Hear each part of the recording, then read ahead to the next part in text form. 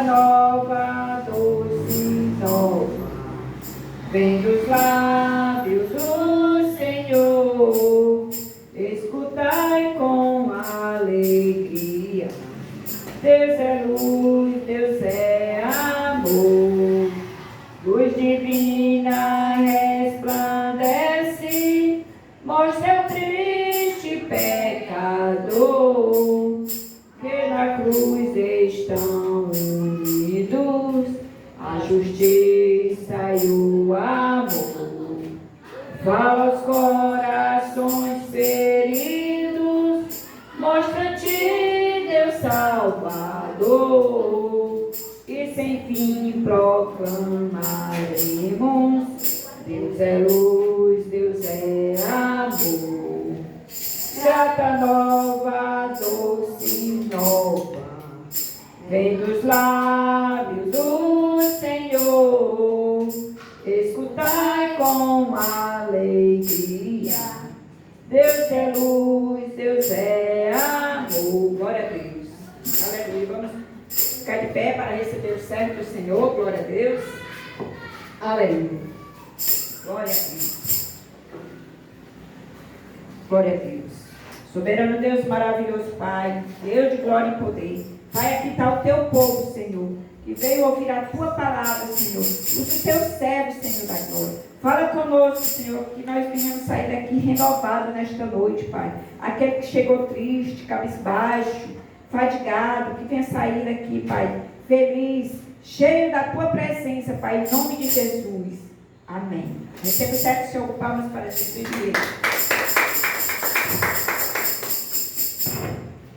Glória a Deus, graças a Deus. Glória a Deus. Glória a Deus. Glória a Deus. É a filha dela. Aleluia. É aqui for aqui. Glória a Deus.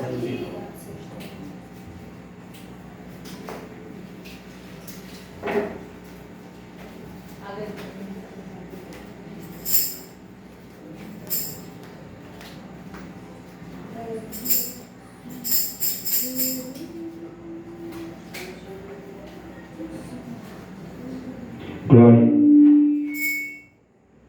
Glória a Deus, graças a Deus.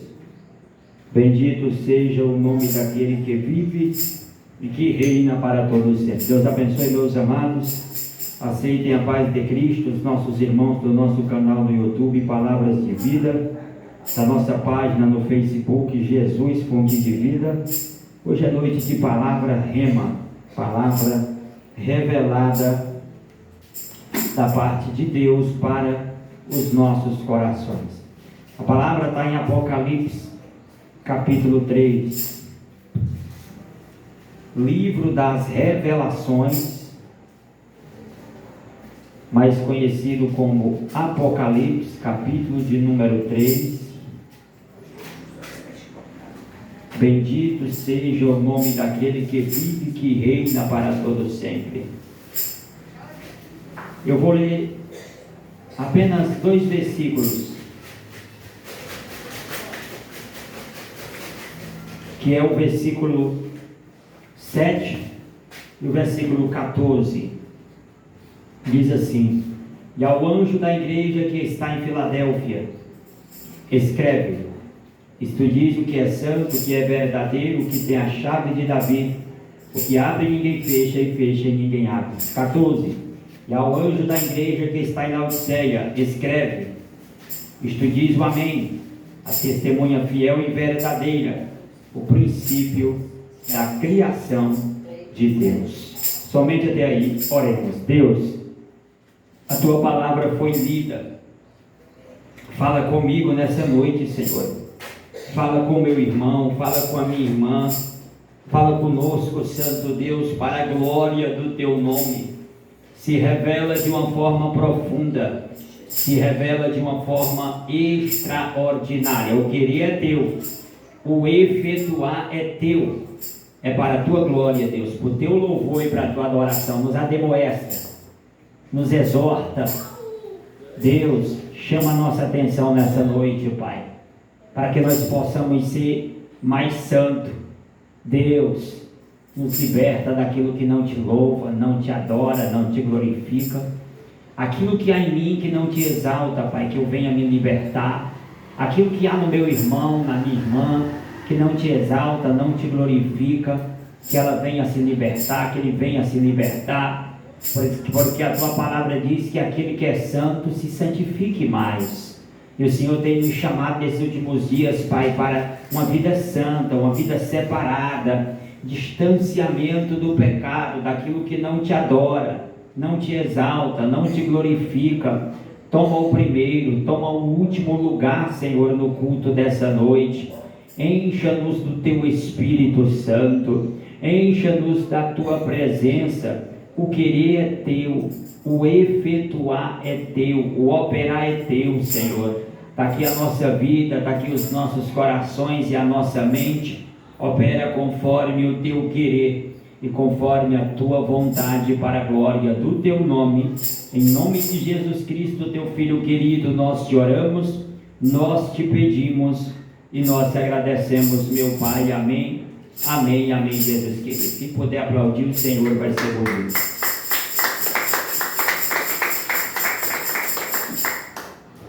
Amados, nós estamos vivendo os últimos dias, e isso é fato. São dias difíceis e trabalhosos, em que a palavra de Deus com antecedência nos advertiu. Jesus nos alertou, os apóstolos nos alertaram, a palavra por conseguinte também nos alertou. Esses dias eles viriam e eles chegaram. Cabe a mim, cabe a você, cabe a todos nós que estamos aqui nessa noite, nos prepararmos para uma realidade clara e eminente, que é o retorno à volta do nosso Senhor e Salvador Jesus Cristo. Ele não tarda mais. Isso é um fato incontestável. A ciência, ela está pregando. Os fatos estão nos avisando. Ele vem. A cada catástrofe dessa que acontece, é ele dizendo: se prepara que eu estou chegando. A cada cataclisma desse que acontece, é Jesus dizendo através da natureza: minha igreja, meu povo, se prepara que eu estou chegando. É um terremoto, ele está dizendo: se prepara que eu estou chegando.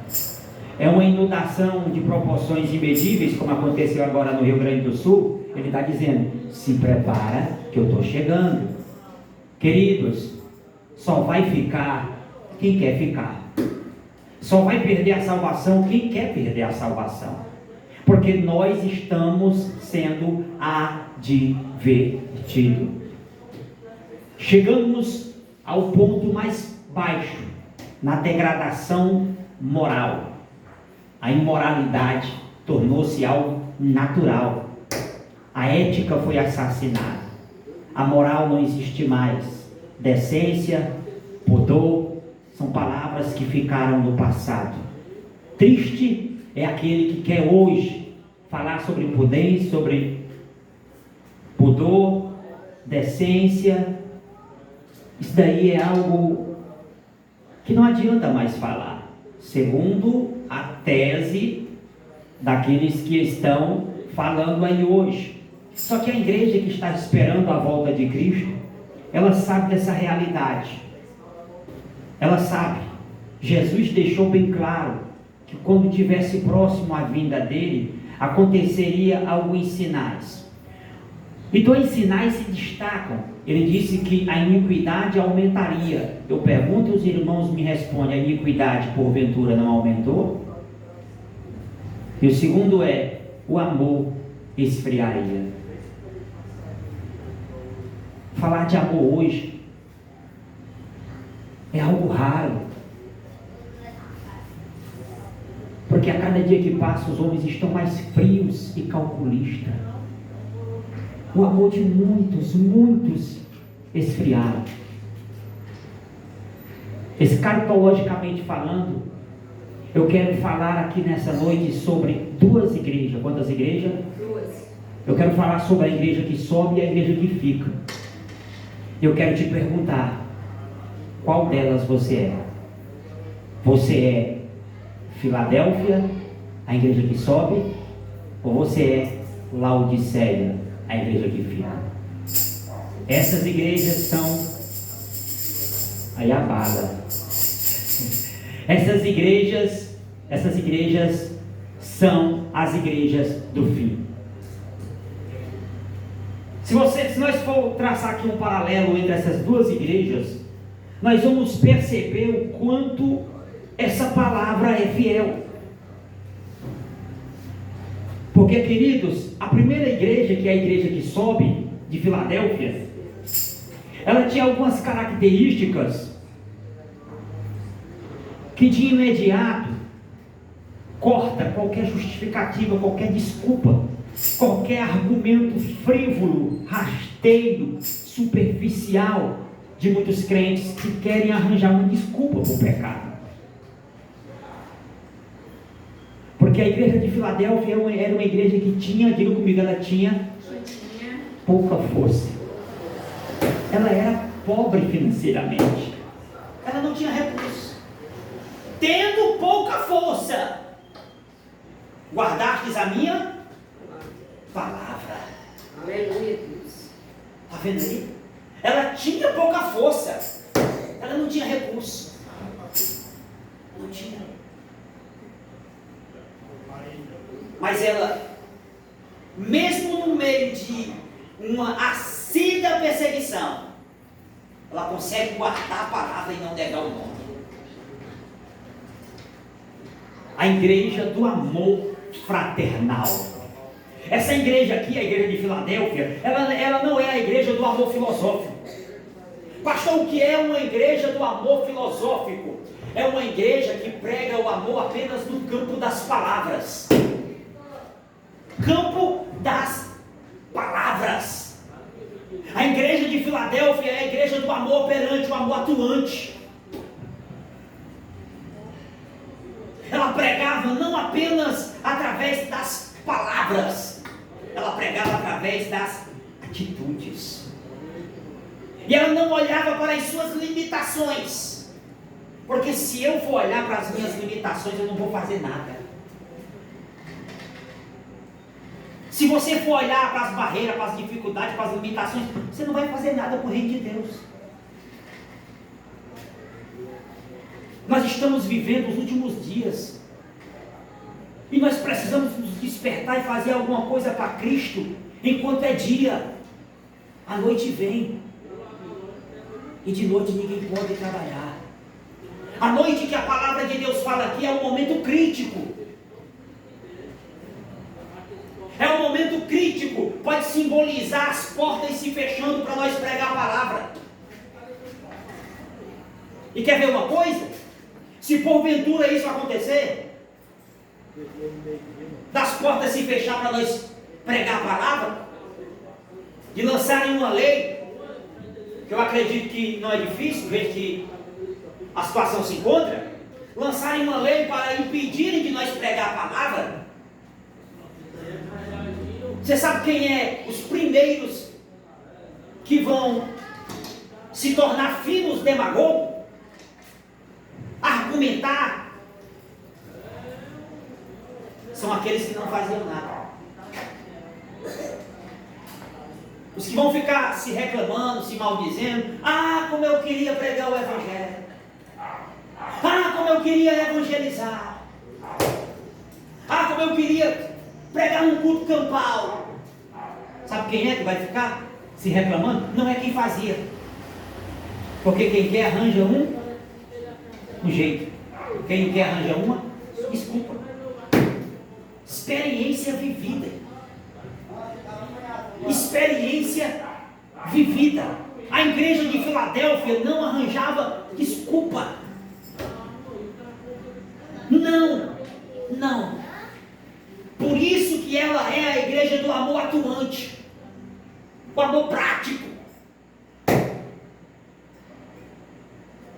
Porque além das perseguições externas,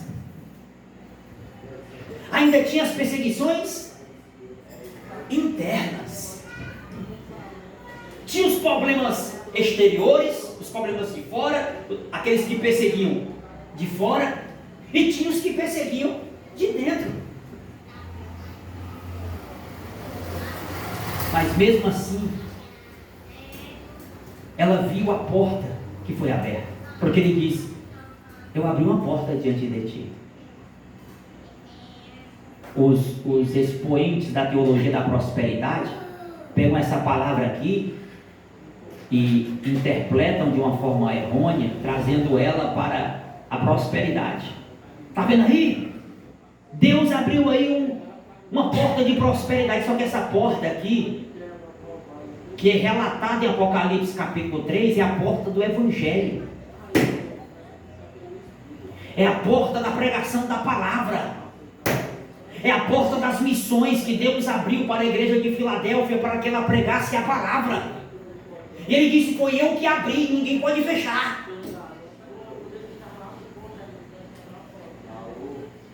Ela não tinha recurso. Ela não tinha muita força. Vamos para o texto. E ao anjo da igreja que está em Filadélfia escreve: isto diz o que é santo, o que é verdadeiro, o que tem a chave de Davi, o que abre e ninguém fecha, e fecha e ninguém abre. Eu sei as tuas obras. Eis que diante de ti pus uma porta aberta e ninguém a pode fechar. Tendo pouca força, guardastes a minha palavra e não negastes o meu nome. Permanecer firme no meio de uma acida perseguição que nem aquela, e não negar o nome de Jesus Cristo, tendo pouca força, tinha que ser um cristão convicto. Tinha que ser um cristão determinado.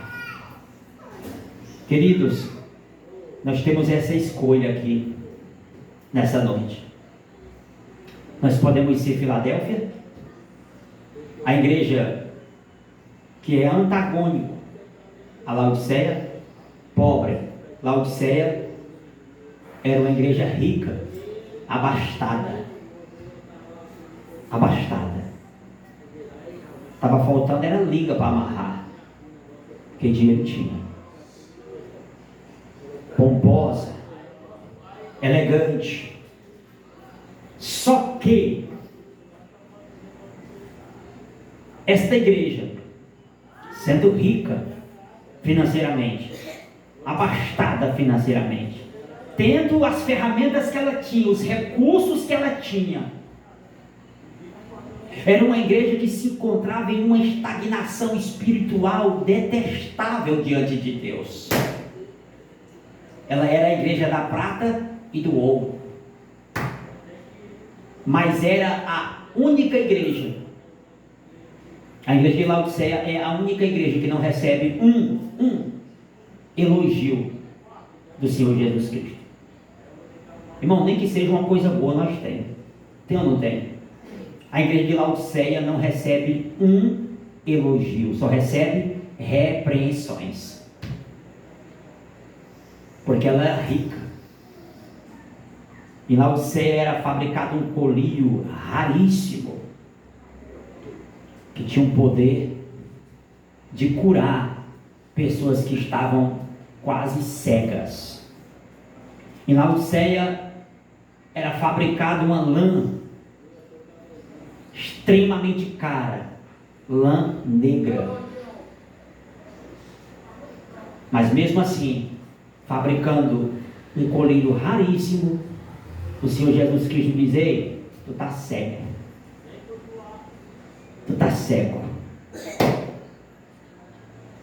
Eu aconselho-te que de mim tu pegue o meu colírio para passarem nos teus olhos. Eu aconselho-te que de mim tome vestes para que tu se vistas. Tu dizes que é rico, só que tu não é rico, tu é pobre, tu é cego. Pesado essas palavras.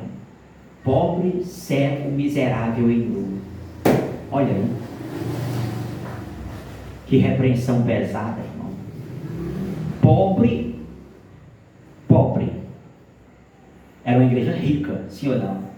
Financeiramente. Financeiramente ela era uma igreja abastada.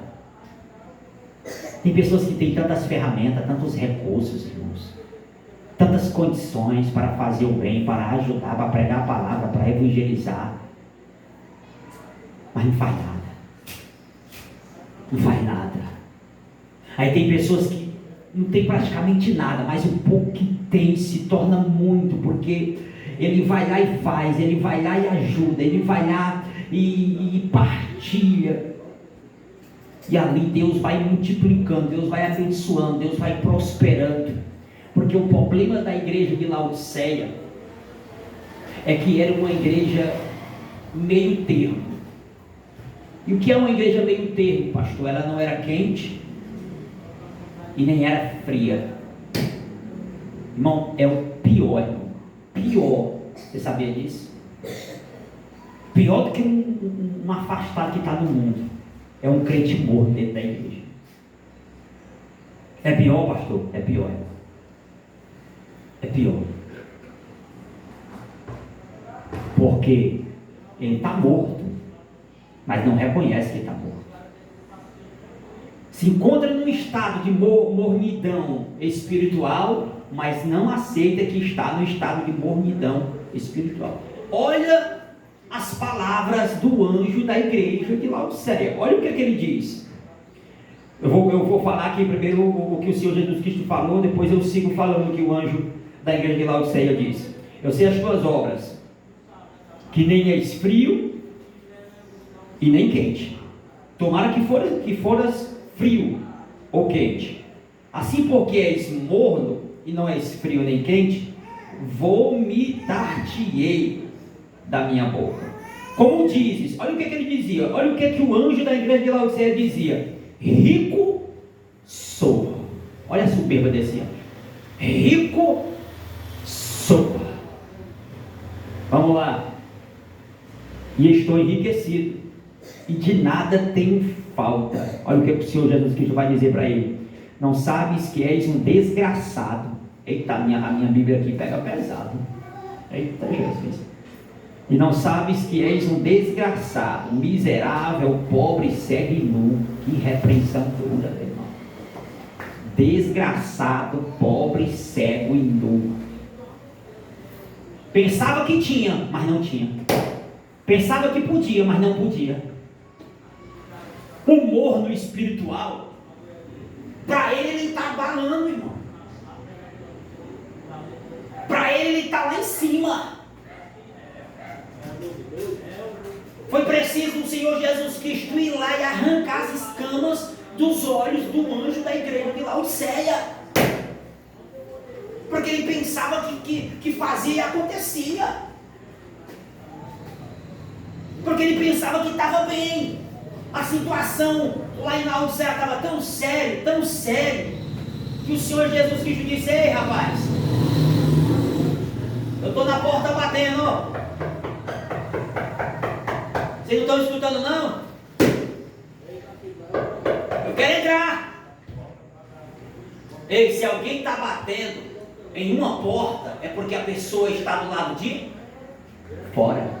Jesus não estava mais na igreja de Laodiceia. Que tristeza, irmão. É o crente perder a presença de Deus e pensar que ainda tem a presença de Deus. Sansão perdeu a presença de Deus. E os irmãos da igreja de Laodiceia perderam a presença de Deus. Jesus estava do lado de fora, batendo, ninguém escutava. Eis que eu estou à porta e bato. Se alguém ouvir a minha voz e abrir a porta, aí eu vou entrar. É uma tristeza, irmão, aqui, porque era uma igreja. É uma tristeza porque era uma igreja. Como é que é uma igreja e Jesus está do lado de fora? Ele não deveria estar do lado de dentro? Mornidão espiritual é algo detestável diante de Deus. Detestável diante de Deus. Um crente morno simboliza um crente que está no pecado e não reconhece que está no pecado. Está no erro, mas não reconhece que não está no erro.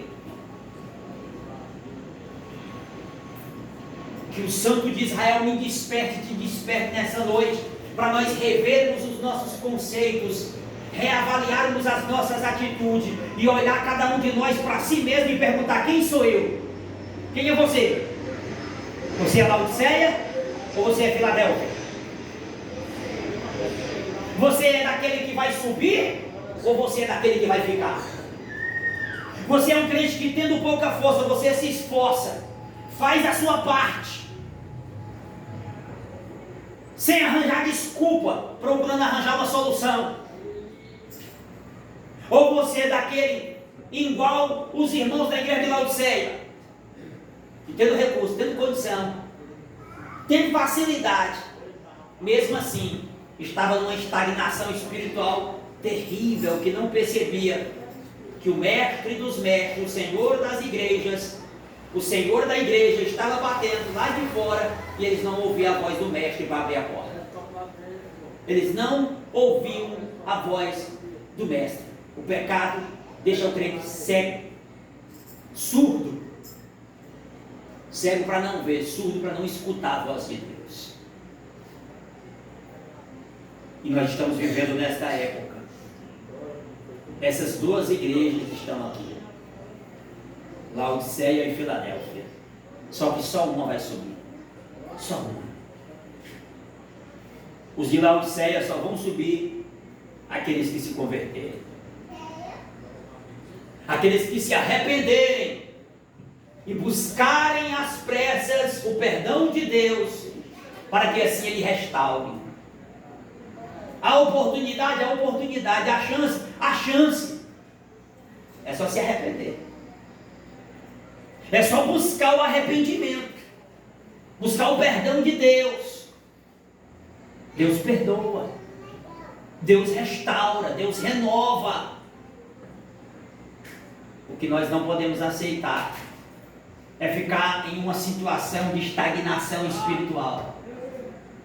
O que é estagnação? É uma pessoa parada espiritualmente. E o triste é que a pessoa, para ela está tudo bem,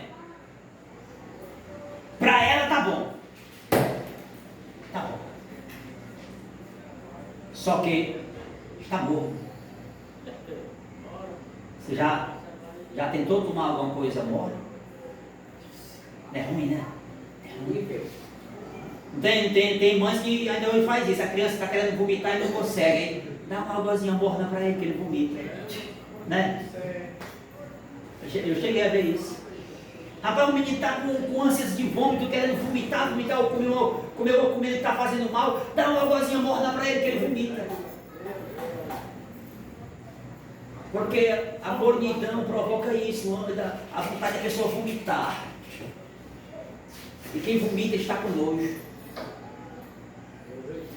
Então nós temos essas duas escolhas.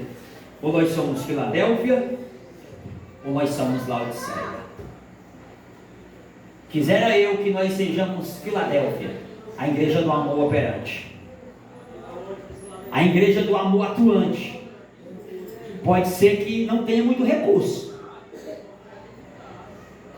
não tenha muita força. Irmão, para servir a Deus não precisa ser um super-homem não, né? Para ser, irmão, Deus conhece a minha estrutura e a tua estrutura.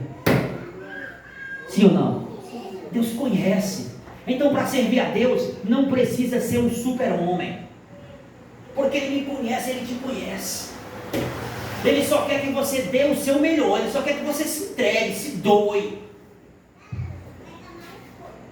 e faça o que você pode fazer, sem procurar arranjar desculpa infrutíferas que não vão acrescentar absolutamente nada. Que os céus nos desperte nesses últimos dias, que nós busquemos da parte de Deus o perdão, a restauração. Que o Senhor salve aqueles que se encontram na mesma situação que estava a igreja de Laodiceia. Que restaure, que renove, que levante, que faça um mover na vida deles para a glória de Deus. Amém, queridos? Deus abençoe e guarde essa palavra no teu coração. Nossos irmãos do nosso canal no YouTube, guarda essa palavra no teu coração, meu irmão. Seja Filadélfia, tá? Seja Filadélfia, a igreja do amor atuante. Deus abençoe e ficai-nos na paz do Senhor Jesus Cristo.